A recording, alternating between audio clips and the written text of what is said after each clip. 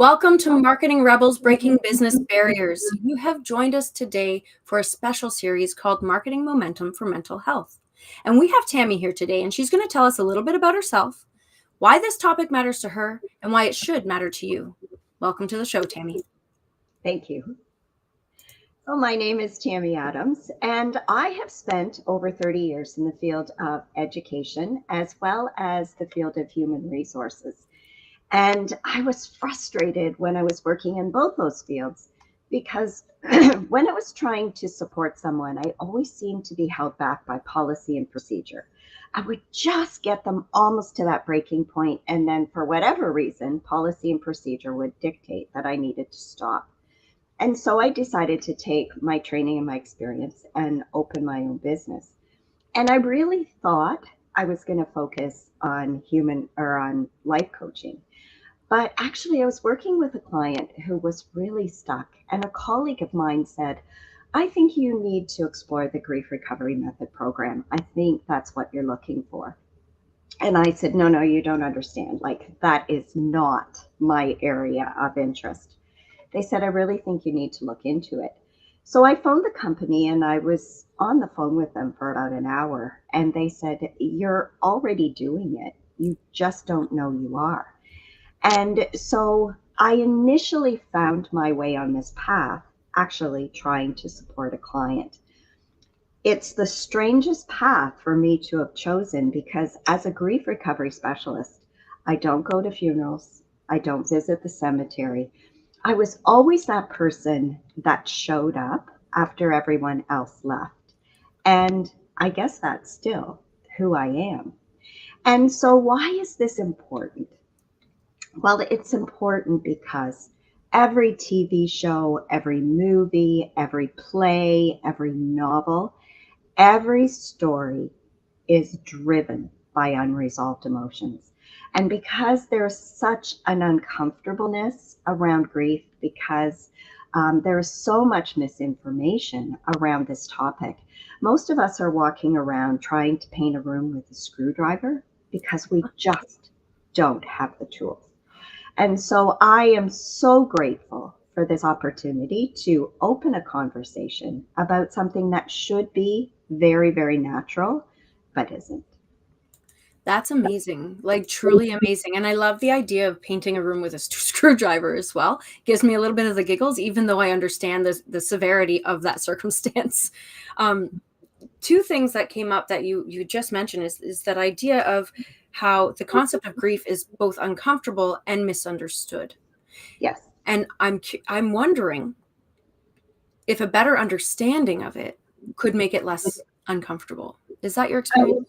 Absolutely. And, the irony of the whole situation is up until we were about the age of 3, we know how to do this normally and naturally because our bodies are designed to process these emotions. We are never meant to store them. We were meant to grieve them and release them. But as 3-year-olds, we watch, we listen, and because the misinformation is handed down generation after generation, we unlearn what was natural and we learn what is unnatural. So I think, a really good place to start is what is the definition of grief, right? Absolutely. So I would like the listeners to filter their life through these 5 statements. So grief is about an emotional loss. We tend to think of death and dying, and absolutely, but there are over 40 reasons why we might grieve. So lots of times people will say, well, I would do your program, Tammy, but no one's died.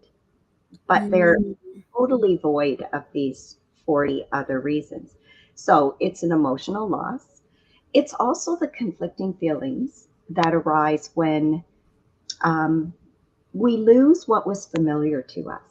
There's a change in something that was familiar. So we may get fired, we might move, we might graduate, we might get married, we might have a baby, because grief isn't always about sad things. It's about a change in what we knew.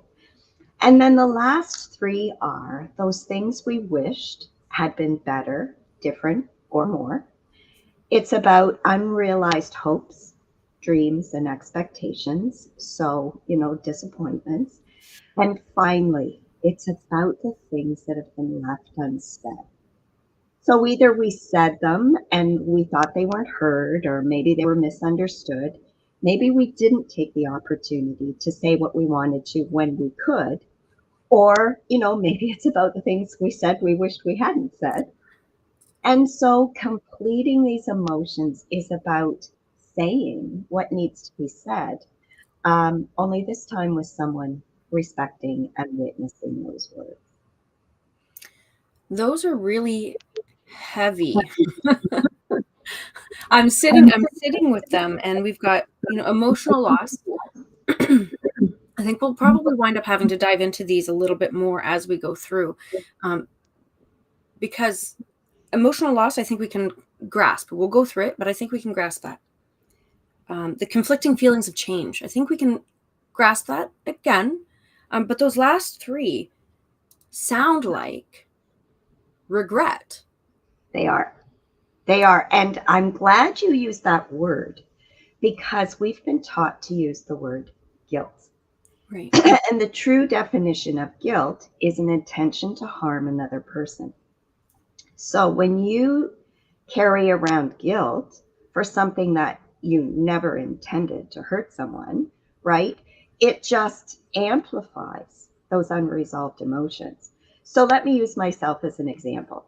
When I was 18, my grandfather was dying, and I knew he was dying. And in the 18 years I knew him, I probably heard him say 30 words. He was very stoic, he was very private, he was very calm, but I loved him. And he was this really steady person in my childhood. So I went to the hospital to tell him how much he meant to me. And when I got there, the room was full of my aunts and my uncles, my cousins, like everybody was there. And I didn't have the courage to say what I wanted to in front of them. And I didn't have the confidence to ask them to leave the room. So I left, things left unsaid. I got up the next morning and went right to the hospital. My grandfather had fallen into a coma, and later that day he passed away. So for 40 years, because I didn't find grief recovery till I was in my late 50s, for 40 years I carried guilt that I didn't say those words. Well, I never intended to hurt him. I had regret. And as I was going through the grief recovery program myself, just starting initially by switching those two words, guilt to regret, it shifted like enormously right then. But then following the process, I was able to say those things, have those words heard and witnessed, and my heart just let them go. And I think that's the other piece of misinformation, like grievers and those supporting grievers. And it's important to know we don't have the tools to support someone either. Because what we tend to do, because we've been taught to, is intellectualize our grief. Right. We try to understand it. We try to find reasons. We lay blame. We keep searching for an answer. But yet, grief is 100% emotional. And your heart doesn't judge. It doesn't care who's right or wrong. It doesn't care why it happened. It just wants to complete the experience so that it can release the emotions attached to it. And the process, honestly, if you follow the 4 steps, it works every time. And that ability to release whatever regret or bottled up emotion, that process allows you to, I guess, experience life more freely, more intentionally. And I'm just thinking about like how impactful that would have been, just that idea that you were carrying around guilt, which is the intent to harm, which means that you're thinking I'm just still caught up in this. It's just I'm thinking young Tammy thinking that she harmed someone because of words unsaid, and that breaks my heart, and I can only imagine how that rippled out and impacted the different choices you made in your life. I'm sure someone in the medical community would critique what I'm about to say, but I think it provides people a really good reference. So I liken grief to chronic pain. It's debilitating. It controls every aspect. It limits our ability to participate. It limits our ability for happiness. For me, grief is a chronic condition. I liken sadness, loneliness, missing someone more to acute pain. It's like a headache, it's a twisted ankle, it's a broken wrist. It's uncomfortable. It's an experience we probably would rather not have, but you know that it's going to come and wave over you. And so by going back to that debilitating grief, resolving the unresolved emotions, completing the incompleteness, finishing the unfinished business, what we do is we are able to move over to this place of these waves of sadness or loneliness that you can be with because they're not all encompassing. Does that make sense? Did I make sense with that statement? No, it absolutely does, because you're just transforming that non-stop onslaught of grief into something that's a lot more manageable, something that Yeah, will pass. absolutely. And I think it's really important to add one more piece to those five things that we were talking about. Mm-hmm. There's a new piece that's kind of been added, and it does not matter what side of the narrative you are on in these last 4 years that we've gone through. But what people don't realize is we are grieving collectively. This is a global grieving experience. And people don't even realize that they're grieving. And again, I'm not getting into, which side, whatever. But when Mm-hmm. you think about it, we all lost people during the last 4 years. We all lost what was familiar. We lost time. We lost dreams. And more than anything else, we lost the ability to communicate with one another because you were in this camp or you were in this camp. And if you didn't agree with me, then we're not going to talk about this. And why I bring this up is I find that if people were already at a breaking point, as far as they were already filled to capacity with unresolved emotions from their life as it was, Mm-hmm. now you put these last 4 years on top of that, not realizing, oh my gosh, this also is a grieving experience. I think it offers a bit of an explanation for where we are today because people just don't realize I need to grieve what happened over the last 4 years. And again, I stress it doesn't matter what side of the narrative you're on. And I bring that up because I think it's really important for people to understand. We are grieving collectively as a planet. Collective grief. That's a doozy. Mhm. How do we go about processing something like that?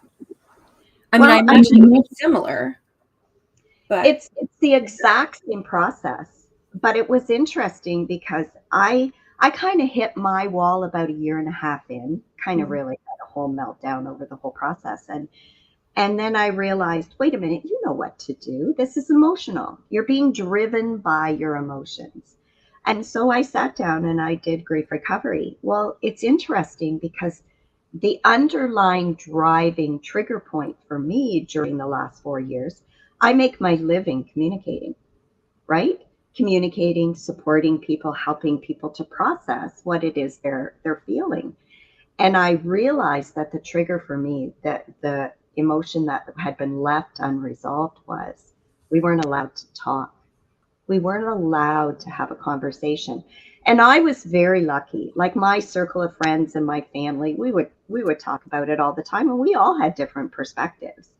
We respected each other's opinion, but the big picture was we weren't able to communicate. So I'm just bringing this up because I just don't think there's an awareness that this too falls into that grieving. And like I say, if you were already at capacity, this becomes your tipping point.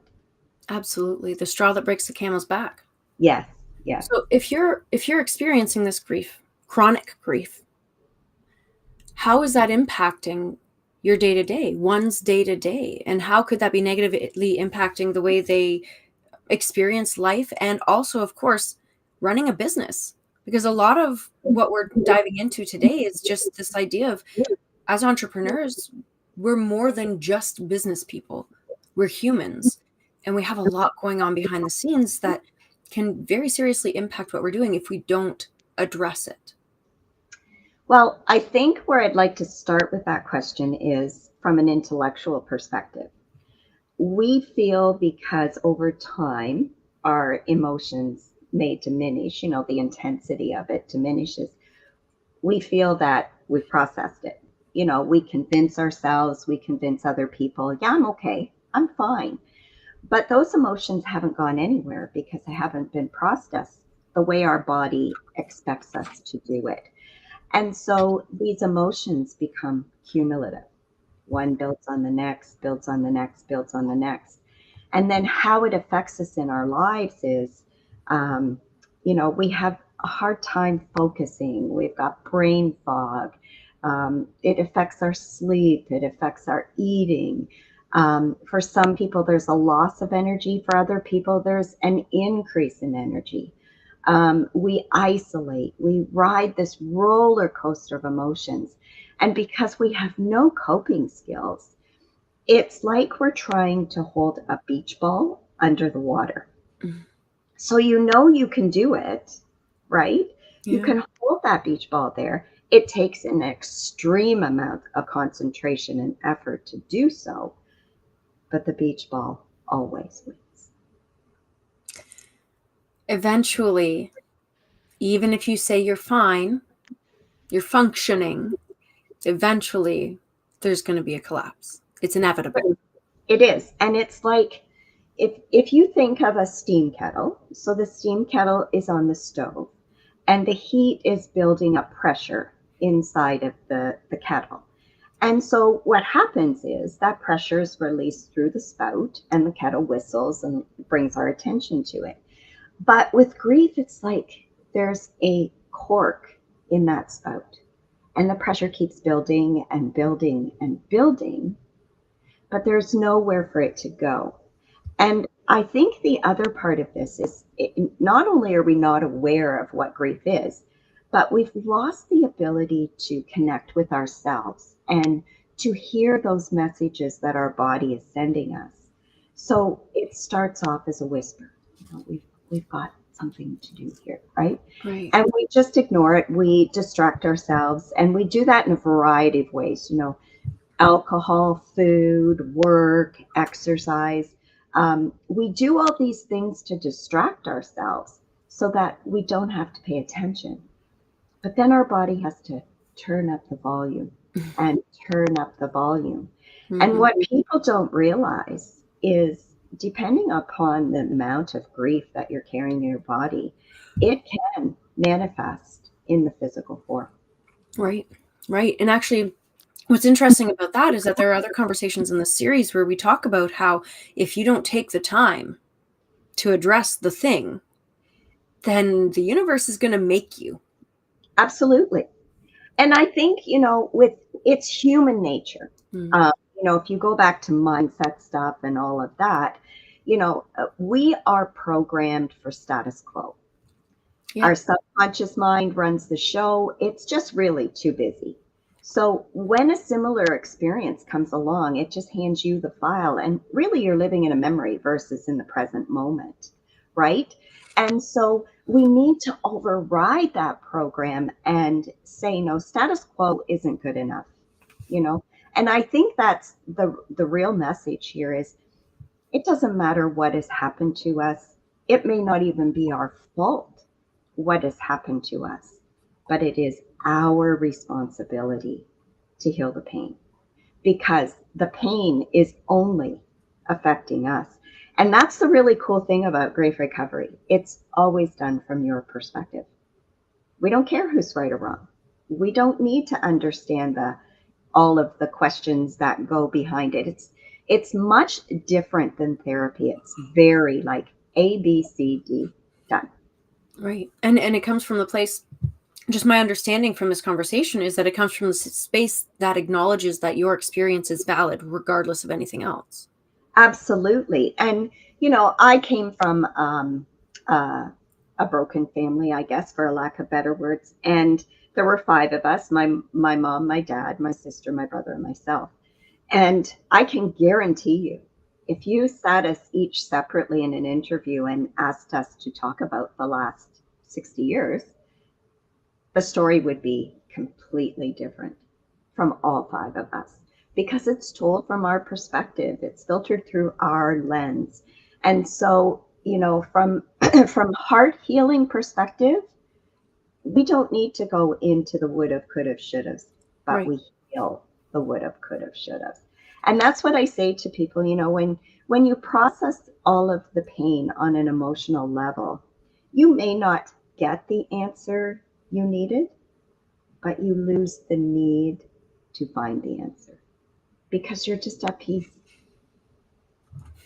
That's Doesn't powerful. matter. That's Yeah, very it's very powerful. powerful. I'm sitting with that because it's one of those things where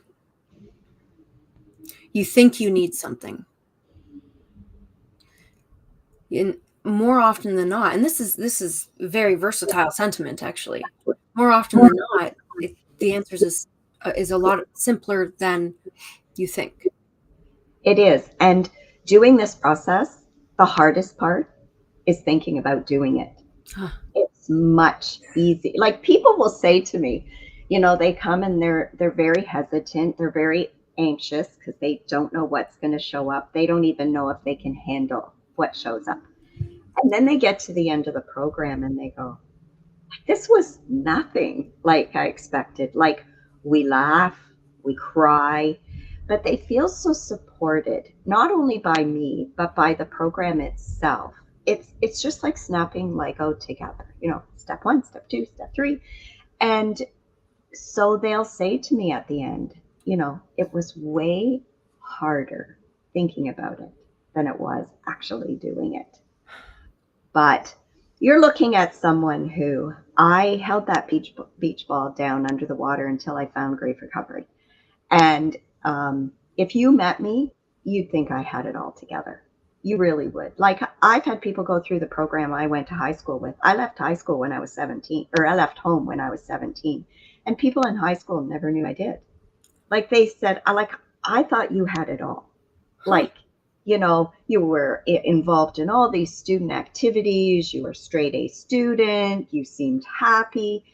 And here I am, I've left home and not even having a relationship with my parents while I'm still Mm. in high school.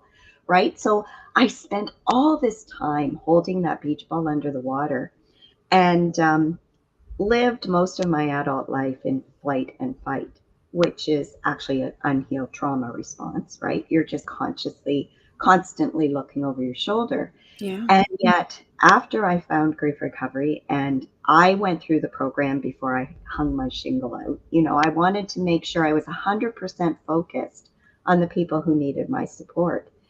But I can tell you with 100% honesty, there is nothing inside of me today but inner peace. And I will fight to protect that at all costs because I never thought I would find it. I feel like that's one of those things where when you get it, that thing that you didn't even know existed, you It's true. cling for it for dear life. It's true. And, to think I went through all those years, and I guess that's a kind of an add on to a previous question you asked. When you heal the pain, you become a different employer, you become a different employee, you become a different partner, a parent, a sibling, a friend. I am much different in my friendships now than I was when I was carrying all this emotional pain because one of the symptoms of unhealed trauma is, you want to heal the world, you want to fix everything, you want everybody to be happy. And, many times I was offering that assistance to friends and family who hadn't even asked for it.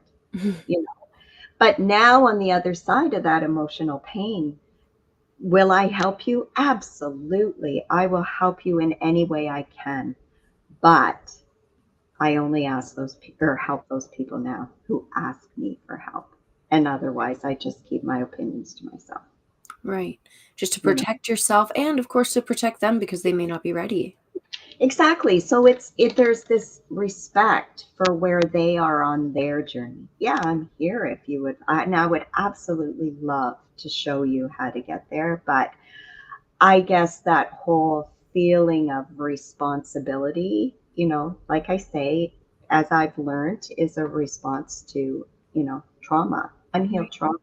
And once you heal that, you're able to just hold space for people. And yes, if they ask for help, sure.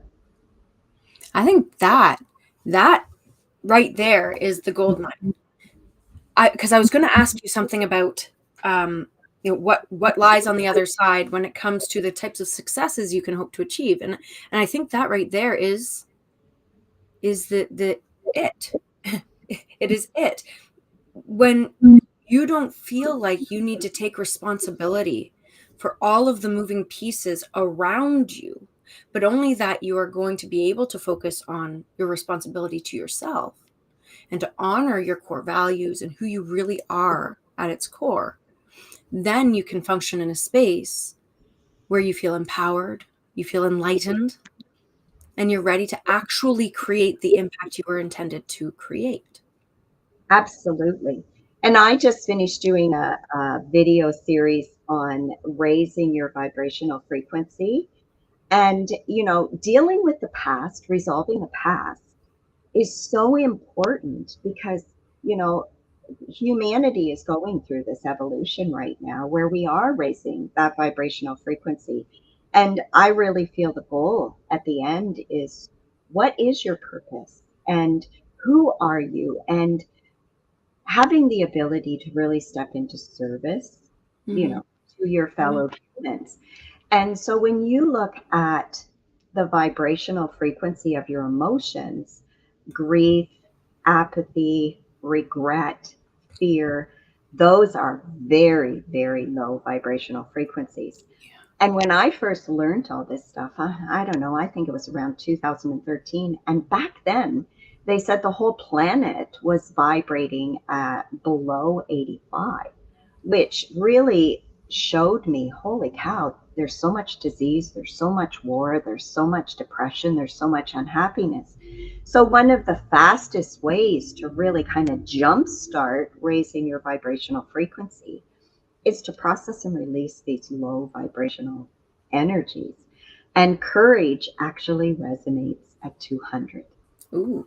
So as soon as you find the courage to start this process, you've already jump started to 200. And this is on a scale, I think the scale is 700 plus. So when you think, these low vibrational frequencies are like 35, 40, like they're very, very low. Finding the courage to heal is 200. And then everything after that just keeps going up and up and up. You know, That's it so exciting. and it really contributes in a positive way to where we're trying to get to, where, the planet is much more accepting and loving and in service to each other. I just get okay, let me tell you about my emotional journey about what you just said over the last, I don't know, 4 minutes because I would resonate with being an empath, which can be challenging when Oh, it comes to that space of um, not taking on the responsibility of others' emotions and experiences of life. Now, I've worked through a lot of things, and I think I'm pretty good at it. Not perfect, because perfection doesn't exist, but I think I'm pretty good at it. But when you start saying about the world, 2013 was resonating at, you said an 80, 85. 85, and then we talk about all of the horrible things that were going on that still are going on. I find it very hard to compartmentalize that. And so I could feel myself going, oh dear. Yeah, that's true. What's changed? And that cyclical thought. Now, as soon as you said, but courage is 200, the frequency of 200. I can be brave. And you can't, and the cool thing about bravery and courage is that you can't be brave or courageous if you weren't already scared. Yes. So it's that fear, that sensation that you become aware of, and awareness we know is so important. That awareness turns that fear and that lower frequency into a diving board or into a launch pad that can take you into the way above 200 frequency courage space where you can actually make effective change. Absolutely. And I'm glad you brought up empath, because that's so important in this whole grief work. Because I have so many people who start working with me on the program who are empaths but didn't know it. So not only are they carrying their own unresolved emotions, but they're taking on all of these others without, like you say, an awareness Mm-hmm. that they're doing it. And I know for myself, I got to the end of my healing journey, and I called a colleague. And usually I can't tell the story without crying, so I hope we get through it. But I called her and I said, I think I took this. No, I started the conversation by saying, I think my heart is broken. And she said, oh my gosh, what happened? And I said, no, it's nothing that's happened. I said, I think I took this grief stuff too far. And she said, well, what do you mean? And I said, I can't feel the way I used to. I can't step into their story the way that I used to. I said, I feel like I'm broken. And she said, oh, darling, you're not broken. She said, your heart just burst wide open because you are now aware. You don't have to get into the mud with them. You can stand on the shore with your hand out and say, I can show you the way. And I tell that story at the end to all my empaths because it is very unsettling not to feel on the level that I had always felt. But again, part of that went back to that unhealed trauma and wanting to save the world and everybody to be happy and all of that. Now I'm able to set very healthy boundaries. Yes, I still want to help people, but like I say, I will help you if you ask. But I also am able now to help you from a place of the observer as opposed to a participant. And I hope that makes sense. But that was huge. It was huge for me. And it was terrifying at the same time because my whole life, I'd cried at Bell Canada commercials, right? Somebody tell me a sad Yeah. story, I'd be right there with them. And I can still support them and I can still be empathetic. Right. But again, I'm standing on the shore with my hand out versus jumping in the quicksand because now we're both in there, you know? Yeah. And that's not going to help. It's the equivalent of putting your own mask on first when the plane's going down. That's a morbid thought, but that's the idea. It's true.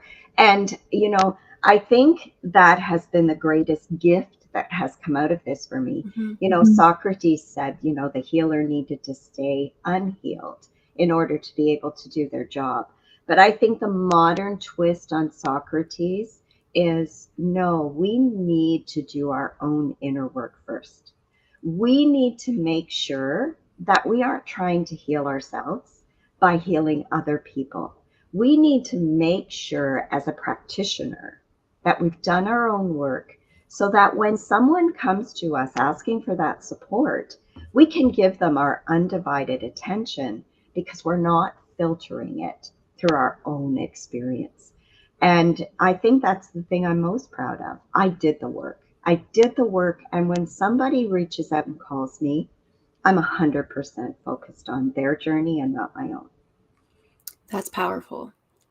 And I want to reflect before we kind of close off. I want to reflect on that idea of Socrates because I love Christian ideologies. I love diving into some of the dynamic aspects of communication and thought philosophy that came from that. And I think that mentality. Now, I'm not an expert in the space. I just like it.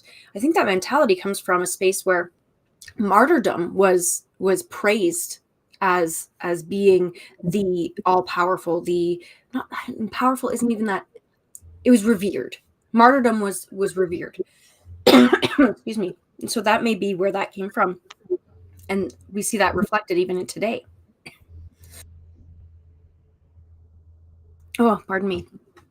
So the switch that we're trying to make here is away from the concept of martyrdom being the be all and end all, being like, oh, great, you've poured your cup empty and then some. We're switching from that, because then if you could help and continue to help for longer, then what good does it do if your cup is empty? Let's help more. Let's really accomplish more. So that said, I'm going to invite you to share some final thoughts. And then don't forget to invite people to come into your world, because I think after this conversation, we all should be a part of your world. I would just love it if everyone on the planet did this program, especially at the high school level, because having the tools to process our emotional pain, it's so important. And why? Because once we do, well, we step into this place where our body feels lighter. We've got a confidence. We can set healthy boundaries. And, like you said, we can show up in the world the way we were intended to. We can be of service in a way that we never were able to do before. And so I guess my call to action in this particular interview or conversation is I would like people to visit my website for two reasons. One, my website has a lot of free resources to really allow you to begin exploring this conversation. But also, you will find a questionnaire on my website. And it asks you, I think there's 21 questions there, asks you just yes or no to give you a bit of awareness of where you sit on, am I carrying unresolved emotions? And what's interesting is at the Grief Recovery Institute, we believe if you answer yes to one question, there's a lot more hidden unresolved emotions than that one yes.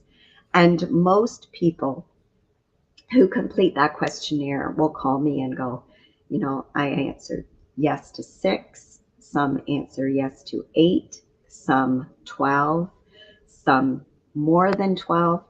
And so if one is an indication that there's a lot of other unresolved issues, imagine if you answer yes to 8. So I think you said it well in the fact that every part of our journey begins with an awareness, and an awareness that you're carrying maybe even one unresolved grief starts that point of exploration to maybe possibly getting on the other side of that emotional pain. That is very powerful, and a journey that we can all embark on. So why wouldn't we? Why wouldn't we start to unpack that and get to the place where we can effectively use our skills in a way that actually makes a huge difference, in a way that doesn't feels like we're holding that proverbial beach ball under the water. Can you imagine how much easier it would be to serve your people, to create an impact, if you weren't also trying to shove that ball under the water? My goodness, you could be soaring. Yeah. So with that, I want to invite all of you to continue to dive into this series, to continue to dive into the Marketing Rebels world and explore, what does this look like for me? How can I achieve my goals? How can I work past some of these things that could be holding me back in order to make a bigger impact on the world around us, to create the legacy that we were meant to create? So with that, I invite you to have a great rest of your day, and we will chat.